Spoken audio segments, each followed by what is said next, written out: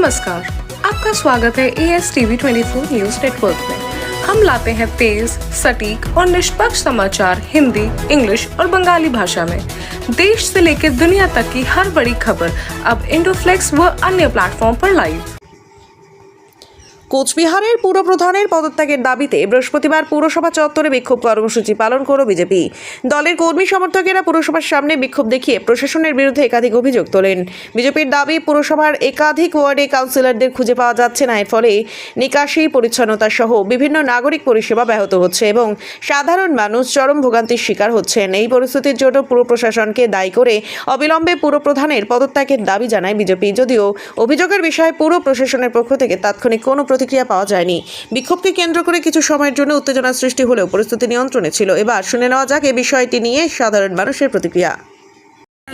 BJP সরকার, আমাদের মুখ্যমন্ত্রী শুভেন্দু অধিকারী যে ঘোষণা করেছে যে বিজেপি আসলে ৩,০০০ টাকা করে অন্নপূর্ণা যোজনা দেওয়া হবে, সেটা যখন চালু হলো সার্ভের মাধ্যমে এরা কি করছে, পৌরসভার লোকজনেরা এরা নিজেদের মতো নাম হলো নিজেদের তৃণমূলের যারা আছে তাদের নাম বেছে বেছে পাড়ায় পাড়ায় তাদেরকেই করে দিচ্ছে।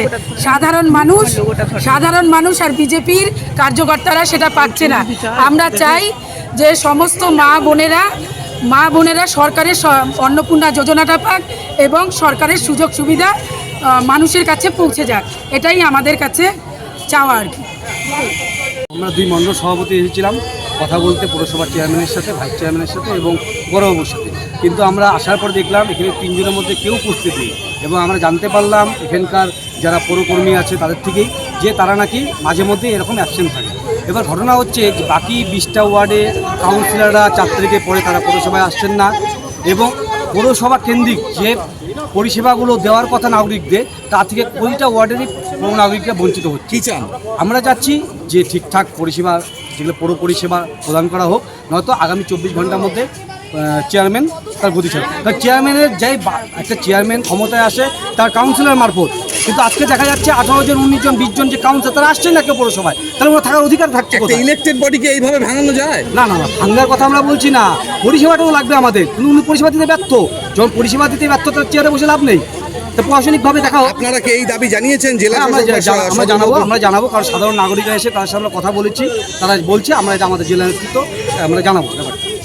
4 তারিখ ভোটের ফল ঘোষণার আগে যখন কোচবিহার পৌরসভার চেয়ারম্যান হয় তখন কলমে জেলা সভাপতি নাকি পৌরসভা চালিয়েছেন, তার বিরুদ্ধে কোনো বক্তব্য? না, চলছে, ইনকোয়ারি চলছে। তার সত্যি বলতে তো আগামী যে ভোটের 2 মাস বা 3 মাস আগে টোটাল নতুন যে চেয়ারম্যান হয়েছিলেন দিলীপ সাহা, তিনি তো আর চেয়ারম্যানের সাথে গদিতে বসেছিলেন। টোটাল কাজটাই করা হয়েছিল তৃণমূল পরিচালিত যে সভাপতি, মানে তৃণমূল জেলা সভাপতি অভিজিৎ দেব ভৌমিকের নেতৃত্বে।